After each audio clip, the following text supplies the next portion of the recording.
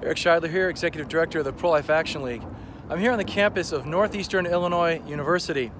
I actually used to be an English teacher here many years ago, back in the 90s. In fact, I had a class in this kind of hideous science building back there at one time. My office was tucked away in there for a year before I was allowed to join the rest of the department in the English building later on.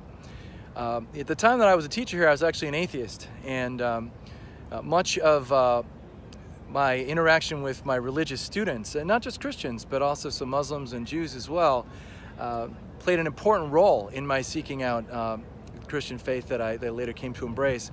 And one of the issues that was always very important to me in that conversation that I was having over many years was the issue of abortion, because I always knew that abortion was wrong. It's not surprising for a guy whose father started a group like the Pro-Life Action League and got involved in this work right after Roe versus Wade. But it was a question that I struggled with. How can you find a moral grounding for defending unborn children without reference to some kind of transcendent truth? And my time here at Northeastern as a teacher was very important to that conversation that took place over many years.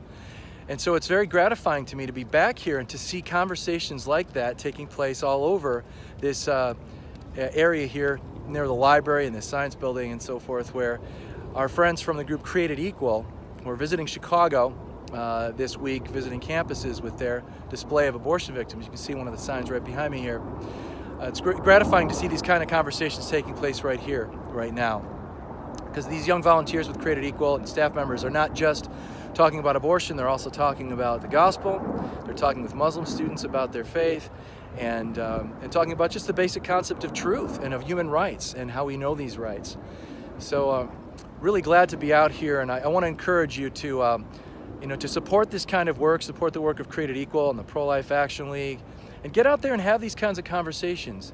You know, a lot of people are uncomfortable with bringing these victim photos out in the public square, but nothing is so effective at getting people to stop and talk about this issue. There's something about these pictures that really make people stop and think. Sometimes they're angry, sometimes the conversation starts out pretty hostile, but very quickly becomes calmer as the kind, compassionate, thoughtful, and well-informed pro-lifer begins to talk about the sanctity of life, about the right to life of the unborn child, and about what kind of society we want to have that protects these children. So thanks for listening, thanks for watching this video, thanks for all your prayers. God bless you, and may God guide you to your own role in this very crucial mission of sharing the truth about life in the womb and the right to the life of our unborn brothers and sisters. Take care.